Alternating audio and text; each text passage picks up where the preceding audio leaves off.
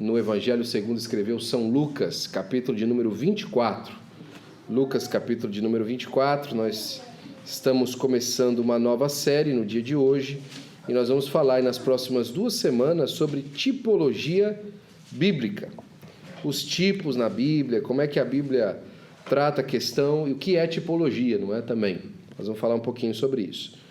E é interessante, irmãos, que o Evangelho de Lucas, ele é, pelo menos no conceito da maioria dos scholars e no meu gosto pessoal, não é?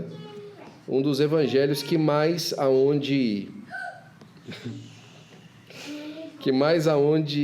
você vê detalhes sobre a passagem do Senhor Jesus Cristo, o ministério terreno do Senhor Jesus. Lucas, ele é muito detalhista naquilo que aconteceu, em como aconteceu, não é? Ele fala logo no começo do seu evangelho que ele fez um tratado.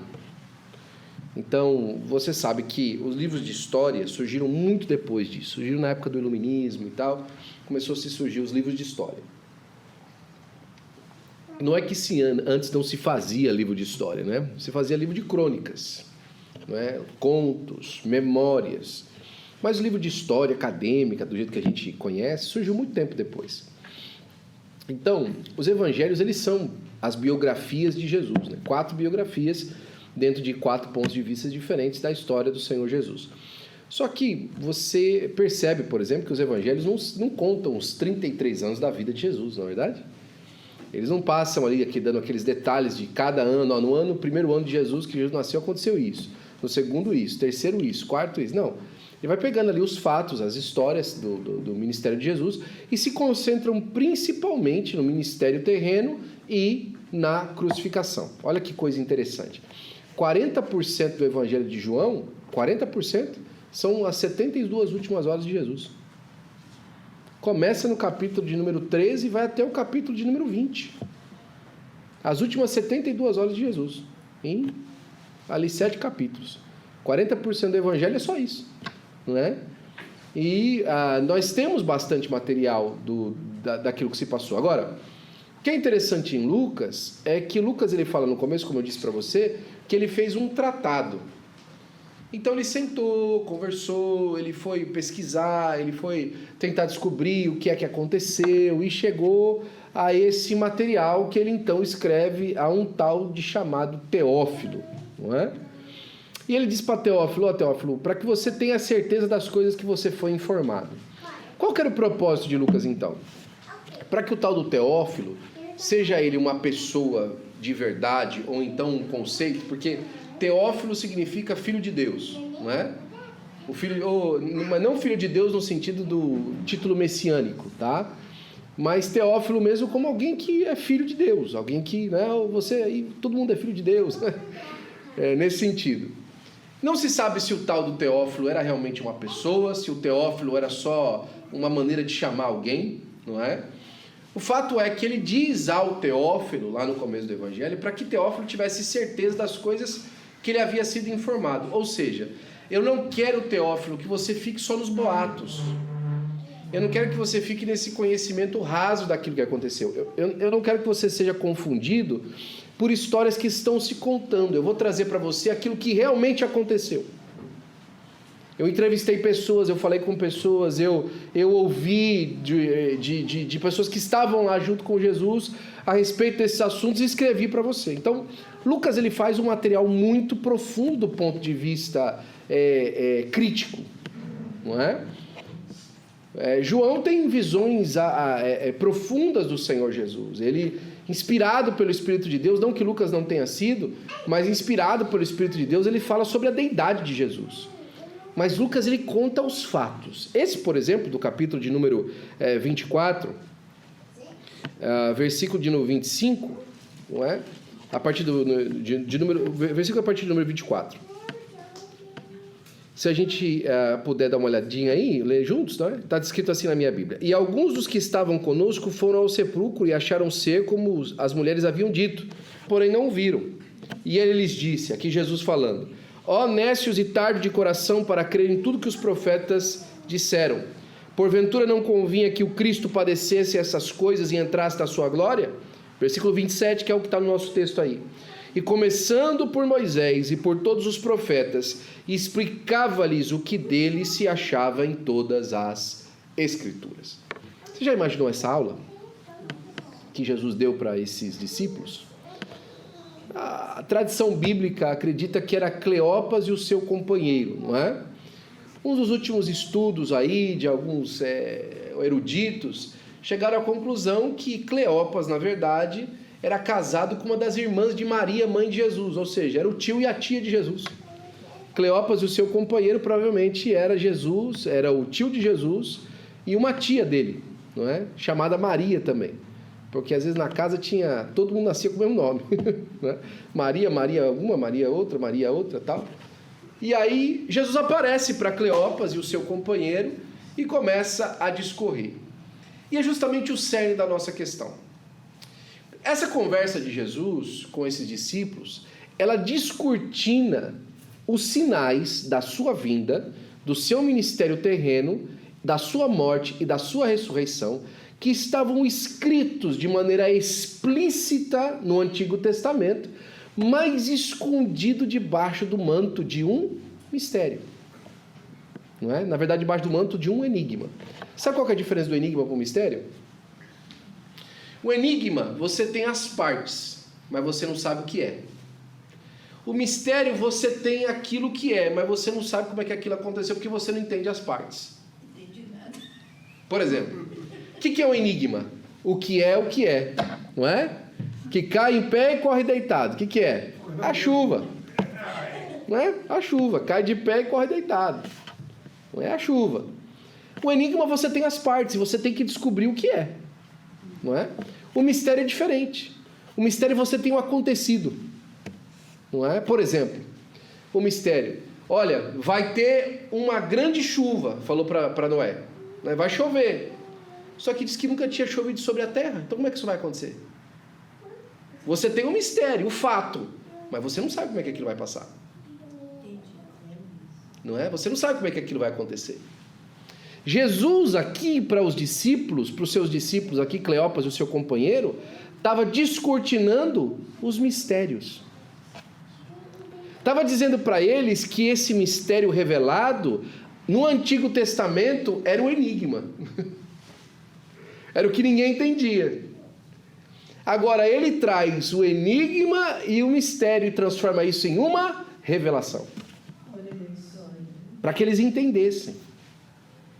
Então o Antigo Testamento, que é palavra de Deus, ele está repleto dos tipos, não é? Das maneiras de se entender. E a primeira coisa que a gente pode dar uma paradinha aí, nesse belo estudo que o pastor Tiago Viana, meu amigo Tiago Viana, escreveu, não é? Hoje eu estava em reunião com ele de manhã. Ele está lá na Dinamarca.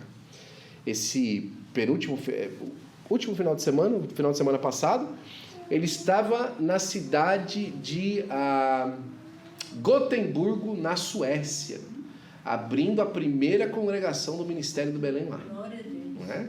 Ele está dirigindo nosso trabalho na Dinamarca, que é próximo ali, na região da Escandinávia, e já 4 congregações para a glória do nome do Senhor Jesus Cristo, e desceu ali para a Suécia para abrir esse trabalho, junto com a presença online do pastor José Wellington Bezerra da Costa e do nosso pastor Joel, que estava lá junto com ele, e está fazendo um trabalho bonito para Jesus. E ele escreveu esse estudo. E a primeira parte que ele para é justamente isso aqui. O que é tipologia bíblica? Antes de falarmos das figuras que apontam para Cristo no Antigo Testamento, é importante compreender claramente o que significa a expressão tipologia bíblica. Muitas vezes já ouvimos falar que determinado personagem, objeto ou acontecimento do Antigo Testamento é um tipo de Cristo. Mas precisamos entender com clareza o que isso significa dentro dos ensinos das Escrituras. A palavra tipologia vem do termo grego typos, que significa modelo, figura, não é?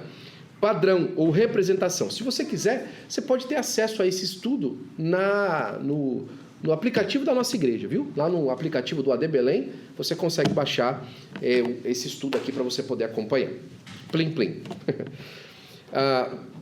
No contexto bíblico, um tipo é uma pessoa, objeto ou instituição ou acontecimento que foi estabelecido por Deus para apontar profeticamente para uma realidade espiritual maior que seria plenamente revelada no Novo Testamento. Então, por exemplo, não é? José é um tipo de Cristo. Por quê? Porque na sua maneira de viver, nos objetos que ele manifestou, na maneira objetiva de olhar a sua vida, você consegue perceber a maneira do Senhor Jesus Cristo de também libertar os seus irmãos. Moisés é outro tipo de Cristo. Porque também da mesma maneira que Moisés libertou o povo do Egito, o Senhor Jesus libertou o povo da escravidão. Não é? O Davi também é um tipo de Cristo. Porque no seu ministério ele foi tanto rei quanto profeta. Não é? E também trouxe o povo a uma adoração genuína a Deus. Então nós percebemos por várias vezes na palavra de Deus esses tipos que são apresentados de maneira de Cristo. Também existe no Antigo Testamento tipos de outras coisas também, né? Um tipo de anticristo, não é? Uma tipologia da apostasia, tem todos esses tipos também, mas a gente vai se concentrar nesse tipo maior.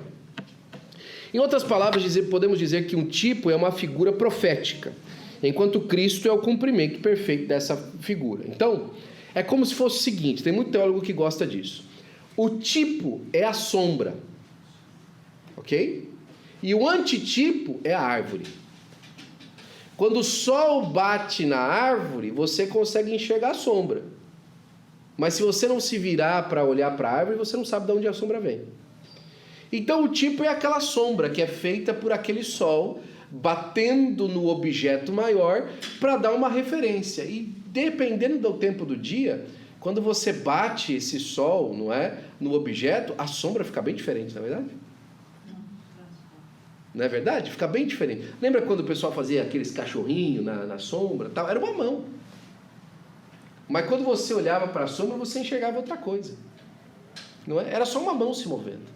Da mesma maneira, por várias vezes no Antigo Testamento, nós olhamos para a sombra e não enxergamos que, na verdade, por detrás daquela sombra tem a figura do Senhor nosso Deus, nos ensinando através daquilo ali, não é? Por exemplo, Romanos 5,14 fala que Adão, o qual é a figura daquele que havia de vir. A palavra traduzida como figura nesse texto é justamente o termo tipo, não é? Uma figura. Da mesma forma, o apóstolo Paulo explica que diversos acontecimentos vividos pelo povo de Israel tinham um significado espiritual mais profundo. 1 Coríntios 10:11 fala: tudo isso lhe sobreveio como figuras que estão escritas para aviso nosso.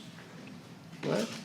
Por exemplo, lá em Hebreus, o escritor dos Hebreus fala assim: se Deus não poupou o povo no deserto, não é, como figura das coisas que haveriam de vir, você acha que ele vai poupar a gente, sendo que para nós foi apresentado um caminho maior ainda e melhor?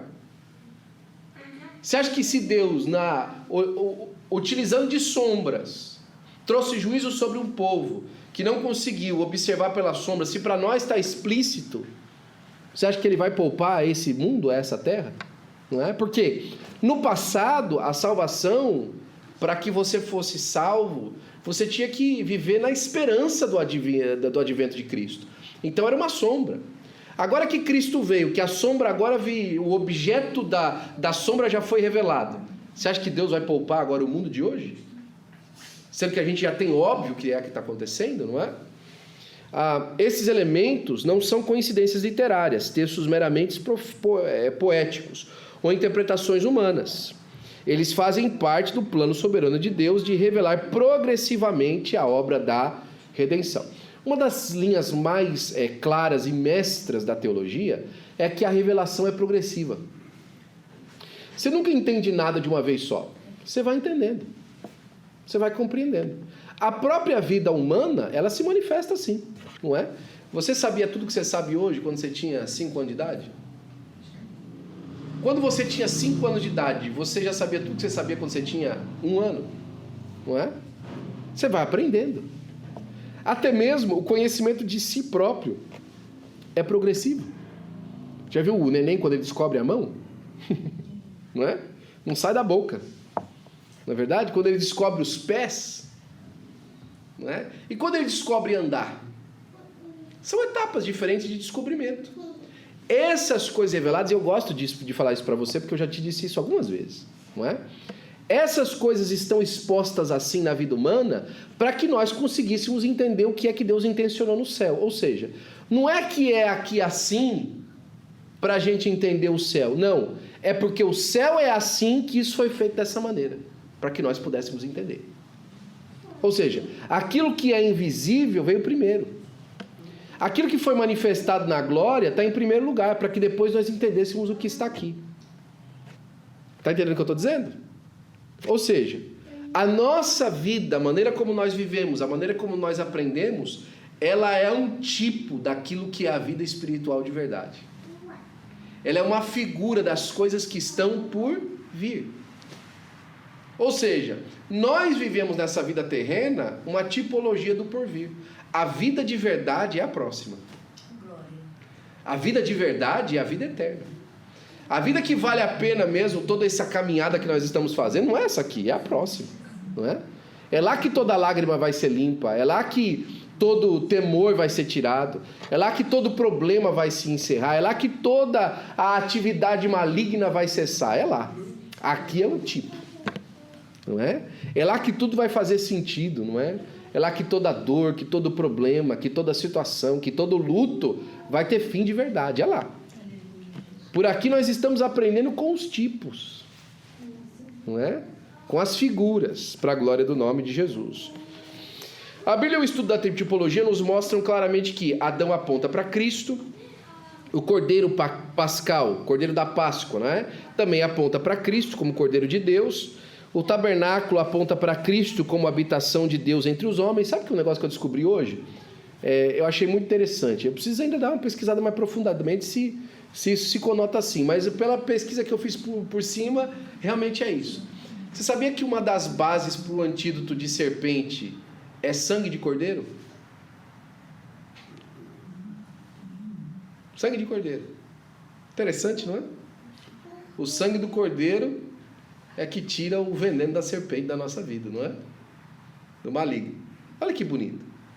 Esses tipos de coisa, mais uma vez, mostra pra gente um tipo daquilo que havia de se revelar. Não é? Um tipo que eu, por exemplo, descobri de veracidade, que eu achei muito bonito, que alguém me ensinou algum tempo atrás, que quando o sacerdote descia para escolher o cordeiro que ia ser imolado no dia da expiação, ele descia até o lugar onde era cuidado os cordeiros que eram usados para o sacrifício, que era em Belém Efrata. Porque a região de Efrata era uma região de terras que era de Davi e da sua família. E quando Davi começou a preparar as coisas para a construção do templo, uma das coisas que ele fez, ele separou os rebanhos que ele tinha em Efrata e ele doou aquilo para o trabalho sacerdotal. Olha que interessante. Para que sempre tivesse aquele tipo de animal sacerdotal pronto para ser morto durante os trabalhos de sacrifício. Então o sacerdote descia de Jerusalém até Belém Efrata e escolhia o cordeiro de um ano que ele ia levar para Jerusalém para ser imolado no templo. Agora, sabe o que ele fazia, irmã Maria? Quando ele achava o cordeirinho correto, ele pegava aquele cordeirinho antes dele voltar, porque ele tinha que voltar no dia seguinte, a viagem dava para ir e voltar no mesmo dia. Ele pegava o cordeirinho e enrolava em pano, para o cordeirinho não se mexer, não se machucar, para ele não correr isso, porque se machucasse ele não podia ser imolado. Enrolava ele em pano e colocava na manjedoura. Quando os anjos apareceram para os pastores no meio da noite, você lembra qual foi a mensagem deles? Isso vos será por sinal. Achará o menino enrolado em panos, deitado em uma manjedoura. Era o tipo, não é? Era a manifestação do tipo que se entendia. Então, a beleza do tipo está aí, porque apontava para o Senhor Jesus, né? O tabernáculo, por exemplo, apontava para Cristo, porque ele foi a habitação de Deus no meio dos homens. Ele tabernaculou conosco, não é? O maná apontava para Cristo como o pão da vida. Lembra que ele disse? Eu sou o pão vivo que desceu do céu, não é? Era mais um apontamento da vinda do Senhor. A rocha no deserto aponta também para Cristo como fonte de água viva, que sacia a nossa sede no meio do deserto. Quando abrimos a Bíblia, temos buscado enxergar Cristo nas Escrituras. Aqui está uma coisa importante, irmãos. Jesus olhando para os fariseus estavam disputando com ele sobre teologia e tal. Ele falou assim: vocês julgam ter na Bíblia, nas Escrituras, a vida eterna, e são elas que dizem a meu respeito. Quem é que nós estamos buscando quando a gente lê a Bíblia? Nós estamos buscando uma solução para o nosso problema? Nós estamos buscando uma palavra para um conforto nosso? Ou nós estamos procurando Jesus? Porque o assunto da Bíblia é Jesus. Ele é o assunto principal da Bíblia. E quem tem solução para o nosso problema é o Senhor Jesus. Quando nós buscamos a palavra de Deus, nós não devemos buscar uma solução para nós. Nós devemos buscar Cristo na palavra, que Ele sim tem uma solução para nós através da sua palavra. Não é? É diferente, é um caminho diferente. Eu falo isso para você. Nós não estamos longe das coisas. Nós não estamos longe. Paulo fala isso para a igreja em Atenas, não é? Ele fala assim, vocês não estão longe. Vocês estão perto, como se vocês pudessem tocar. Como se vocês conseguissem tocar com a mão. O que é que muda? A maneira de que se aproxima. Quando nós nos aproximamos a uma religião, a um método, nós estamos longe. Ainda que estejamos tão perto. Mas quando nós vimos a uma pessoa, então nós estamos não somente perto, nós estamos presentes e na presença dele. É por isso que o Senhor Jesus, quando estava ensinando, falou assim, olha, se vocês estiverem 2 ou 3 reunidos no meu nome, aí eu faço presente no meio de vocês. Ele falou assim, se vocês estiverem, ele não disse, se vocês estiverem presentes num culto da Assembleia de Deus, não é? Onde o pastor é avivado, ou então onde ele sabe a Bíblia, aí eu vou estar lá. Não, não é isso que ele disse. Ele falou assim, se vocês estiverem reunidos em meu nome. Olha, não é uma liturgia, não é um método, é uma pessoa. Não é? Esse é o prazer da nossa alma. Enquanto pastores da Assembleia de Deus, Ministério do Belém, né? Enquanto discípulo do pastor Joel, que eu sou, com muito orgulho, eu fui ensinado a fazer isso. A trazer a igreja do Senhor Jesus Cristo a se reunir em volta de Jesus. Não em volta de mim, não em volta da placa da nossa denominação, não em volta da figura do nosso pastor, não, pelo amor de Deus, se eu fizer isso ele vai me bater. Mas nós fizemos isso em volta da pessoa maravilhosa de Jesus. A Bíblia Sagrada diz a respeito de Jesus. Aleluia. Glória a Deus, não é? Temos permitido que o Espírito Santo abra os nossos olhos para compreender a riqueza da sua palavra. Não é? Eu achei interessante, alguém usou essa expressão, e com as devidas proporções eu vou tomar o mesmo que ele disse, né? A palavra de Deus não é a Bíblia, o livro. Entende o que eu vou dizer? Pelo amor de Deus, não vai cortar isso aqui para depois entender errado, tá? A palavra de Deus é Jesus. E a Bíblia só é palavra de Deus porque Ele está lá. Entende o que eu estou dizendo? A Bíblia é a palavra de Deus porque Jesus está nela. É Ele que dá a vida à palavra. É Ele que faz que a palavra seja dele. Não é? Não é a Bíblia que faz que Jesus seja Deus. Não. É Jesus na Bíblia que faz com que ela seja a palavra para a gente comer. É diferente. Assim também como eu costumo dizer, eu não creio em Abraão, Isaac e Jacó, não é? Porque eles são judeus. Eu creio em Abraão, Isaac e Jacó porque Jesus deu testemunho deles. Foi Jesus que falou que Abraão acenou para o dia dele. E se Jesus tivesse falado que Zoroastro acenou para o dia dele? Aí não seria Abraão, seria Zoroastro. Não é? Mas o que me dá confirmação de que aquilo que Abraão viveu foi verdade, não foi o que Abraão disse, foi o que Jesus disse que Abraão viveu. É Jesus que toca em Abraão, não Abraão que toca em Jesus. Por quê? Porque Jesus é o antitipo de todos os tipos que a palavra de Deus diz. Ele é a revelação final. Ele é o que confirma todo o enredo para a glória do nome de Jesus. É por isso que a gente entra aqui. Cristo é o centro de toda a Escritura. Cada tio, cada palavra, cada alfa, cada ômega, não é? Diz a respeito dele. Por isso que ele fala assim, eu sou o alfa e o ômega, o princípio e o fim. É porque toda a Escritura se centraliza nele, não é?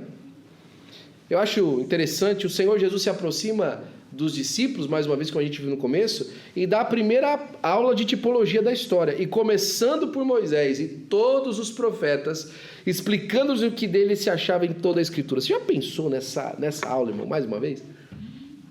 Que aula, né? Que qualidade a pessoa. É capaz, irmãos, eu aqui estou só elucubrando, tá?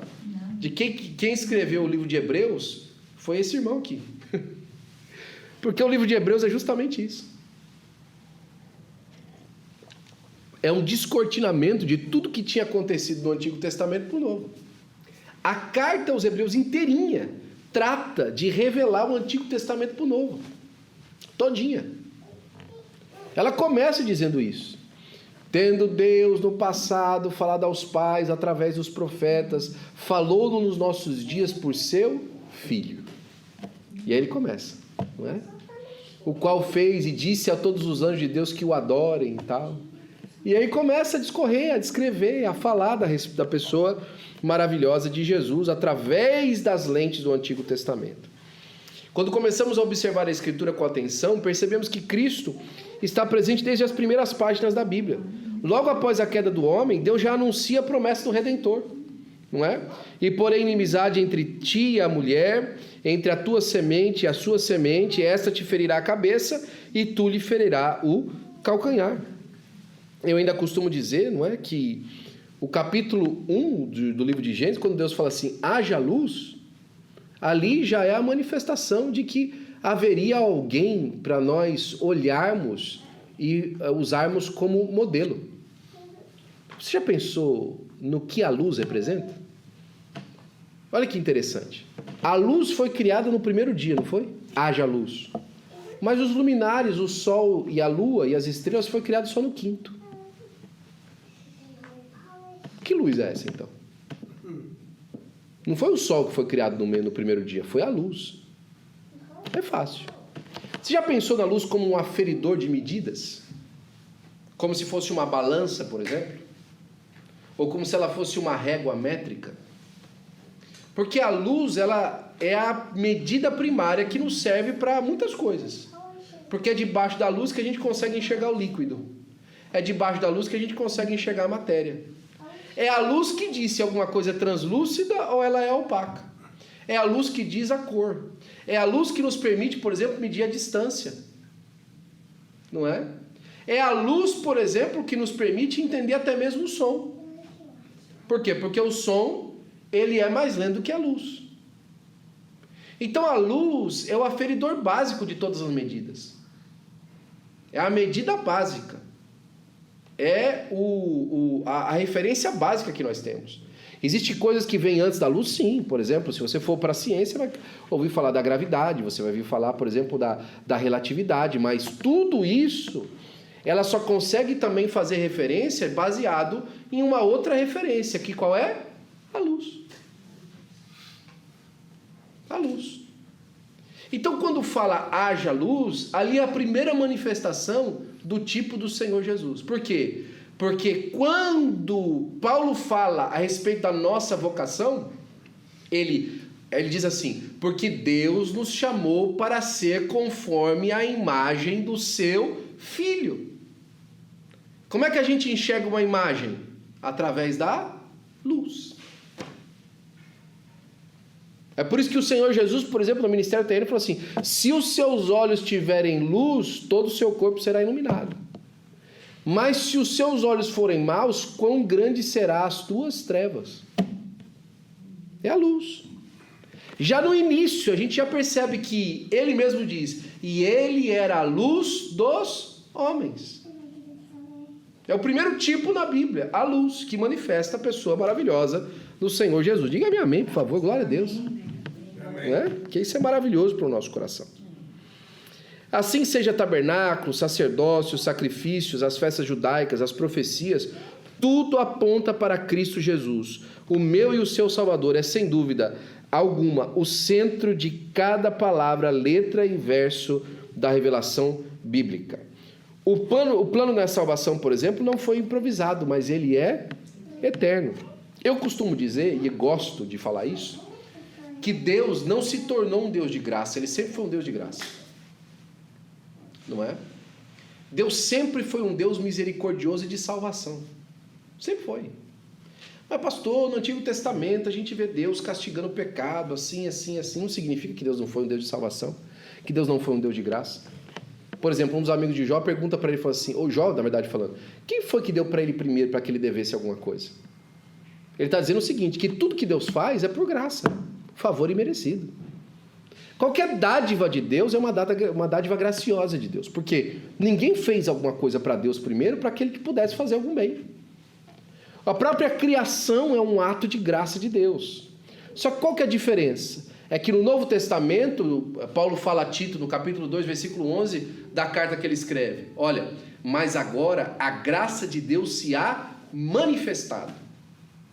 O que nós percebemos do tipo é que, mais uma vez, se tem um tempo de uma revelação. Então, a graça de Deus é revelada na pessoa de Jesus, não é? O que a gente vê com isso? Que, mais uma vez, o Cordeiro de Deus foi morto antes da fundação do mundo. Por tipo, por ideia, antes que os dias começassem a ser contados. O plano de salvação já estava pronto. Por quê? Porque Deus conhece o fim antes do começo. Antes que as coisas comecem, Ele consegue enxergar o fim já de todas as coisas. Por quê? Porque para Deus o tempo não é um problema. Ele vê todas as etapas ao mesmo tempo. O Cordeiro que foi morto antes da sua fundação, não é? Do mundo, da fundação do mundo. O Filho amado foi entregue para a salvação da nossa alma. 2 Timóteo 1:9 diz assim, segundo o próprio propósito, a graça que nos foi dada em Cristo Jesus antes dos tempos dos séculos. Entenda que a redenção não foi uma solução de emergência, mas um plano eterno estabelecido pela sabedoria de Deus. Ou seja, Deus não viu o problema do homem e falou assim, eu mesmo. Não é? O que eu vou fazer agora? O homem pecou. Estamos no sal. Anjo, corre aí. Vê o que a gente consegue fazer. Não foi assim. Deus sempre teve pronta a nossa salvação. E é por isso que, vindo à plenitude dos tempos, Deus enviou o seu Filho. Nascido de mulher, nascido sob a lei. Então, chegando determinado tempo, e é interessante aqui, não é? Porque Colossenses vai falar, capítulo de número 1, vai falar que vai chegar um tempo que Deus vai voltar a congregar todas as coisas em Cristo na plenitude dos tempos. E aqui diz que na plenitude dos tempos veio Jesus. Então, que plenitude dos tempos é essa? Que uma já aconteceu e a outra não. Não é? É que uma é a plenitude do Cronos. A plenitude do Cronos diz que é esse tempo cronometrado dos homens, ou seja, no tempo exato, dentro do calendário humano, Deus enviou o seu Filho. E o seu Filho, então, nasceu. Olha que coisa interessante. Isaías capítulo 9, versículo de número 6, ele fala assim, um menino nos nasceu, um filho se nos deu. Já percebeu? A poesia, como é que está? Um menino vos nasceu e um filho se vos deu. Ou seja, o menino nasce, mas o filho é dado. O filho não nasce. O filho foi dado. Está falando sobre a pessoa de Jesus. E aqui, Paulo está dizendo a mesma coisa. Ele falou assim, Deus envia o seu filho para nascer de mulher. Ou seja, o filho de Deus não nasceu. Nasceu o menino, encarnando a pessoa do filho.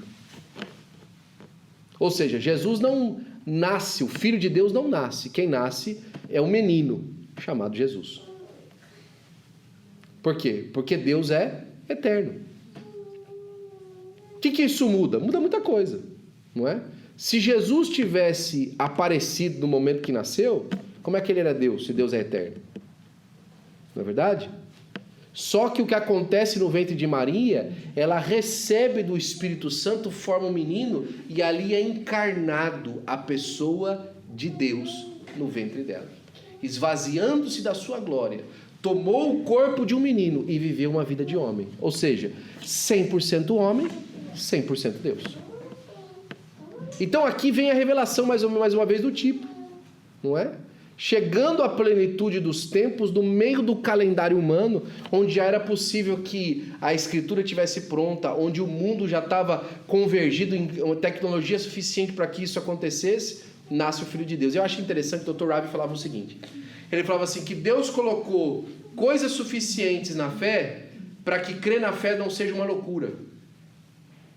Tem a razão a gente crer, não é?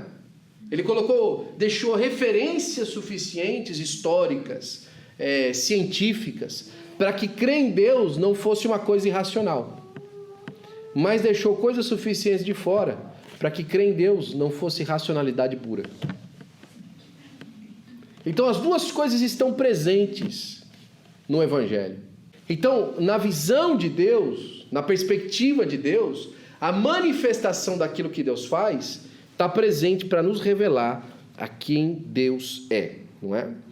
Isaías 46, versículo 9 e 10 diz assim: lembrai-vos das coisas passadas desde a antiguidade, que eu sou Deus e não há outro Deus, não há outro semelhante a mim, que anuncio o fim desde o princípio, e desde a antiguidade as coisas que ainda não sucederam, que digo, o meu conselho será firme, e farei toda a minha vontade. Glória a Jesus, não é? Os tipos revelando o plano progressivo da redenção. Colossenses 2,17 diz que as coisas que a gente viu são as sombras das coisas futuras, mas o corpo é de Cristo. Ou seja, na igreja, através da igreja, nós conseguimos enxergar aquilo que Deus quer no futuro, como sombra, não é? A maneira como a igreja crê em Deus, isso é importante para mim e para você, principalmente nesse tempo que a gente está vivendo agora. A maneira como nós cremos em Deus manifesta a nossa confiança de que o futuro que nós estamos esperando é verdadeiro. Deixa eu dar um exemplo para você. Eu tenho acompanhado as notícias, principalmente nesse país, nos últimos dias, não é? E cada vez mais o homem está se voltando para o ocultismo mais uma vez.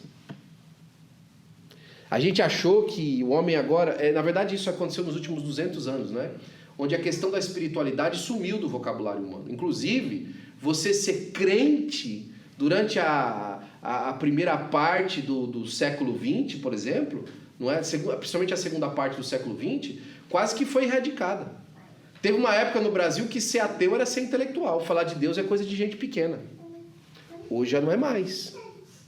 Hoje a realidade espiritual está sendo inclusive usada pelos grandes poderes, pelos homens políticos como massa de manobra. E não é porque eles estão usando simplesmente isso como ignorância, é porque eles têm em si uma referência da espiritualidade, muitas vezes ocultista. Então, pasmem os senhores e as senhoras, que os próximos dias do nosso calendário aqui vão ser reveladores. Vão começar a trazer à tona histórias de civilizações passadas, como questão científica, mas para tentar deturpar a nossa fé no Senhor Jesus. Está para acontecer. Isso não está acontecendo simplesmente na televisão, onde você vai ver bruxo entrando, não. Isso está acontecendo no Congresso Nacional americano. Isso está sendo discutido na Casa Branca. Até mesmo essa semana eu recebi uma notícia, e aquela notícia faz muita veracidade com a teologia que eu conheço dentro dos Estados Unidos da América, que até mesmo grandes figuras de grandes patentes dentro do militarismo americano adotam visões ocultistas da realidade da vida. Estão se dobrando a histórias, a manifestações espirituais pseudocientíficas. O mundo está chacoalhando. A coisa está feia. Por quê? Porque está chegando a hora da igreja, irmão. Glória a Deus. Olha, o Senhor Jesus disse assim no seu sermão profético: sinais no céu que deixariam os homens pasmos. Os homens pasmados de medo sobre aquilo que haveria de vir. E ele falou assim: quando você visse essas coisas, exultai-vos e alegrai-vos, porque próximo está a vossa redenção. Nunca chegou um tempo tão propício para eu e você falarmos do Evangelho do Senhor Jesus.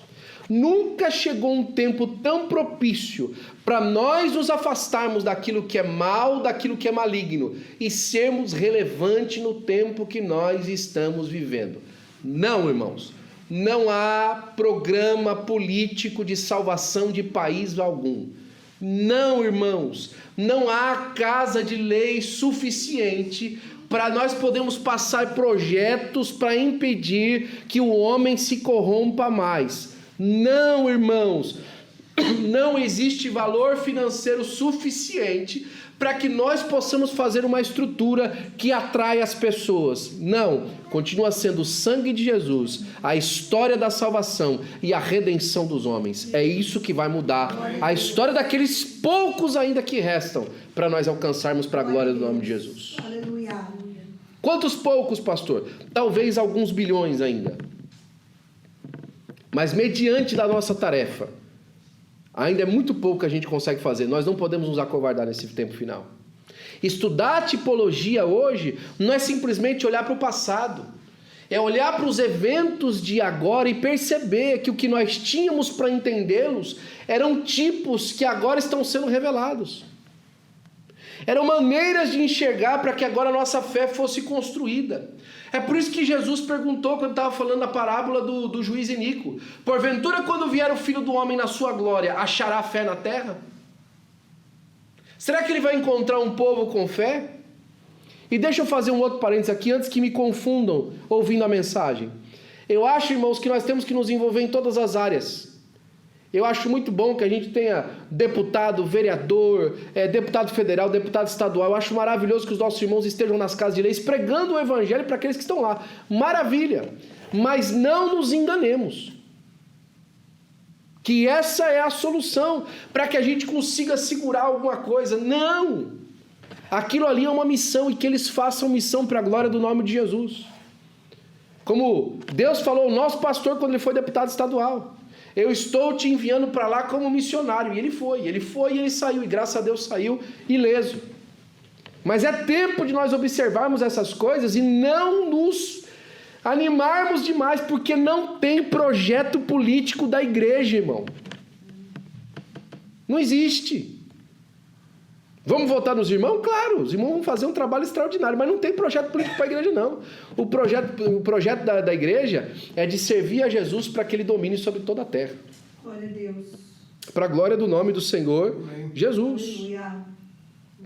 Porque a lei, por exemplo, foi a sombra dos bens futuros e não a imagem exata das coisas. Da mesma maneira que nós vivemos os tipos para poder entender a pessoa de Jesus, hoje, mais uma vez, porque, segundo um dos meus professores de teologia, não é? O sol não faz só sombra para trás, não, faz sombra para frente também. Não é verdade? Meio-dia, a sombra fica embaixo, a gente consegue entender exatamente de onde ela vem. Mas quando começa a passar a hora, a sombra agora faz para frente. E nós estamos vivendo agora o final do dia. Está dando 5:30 da tarde.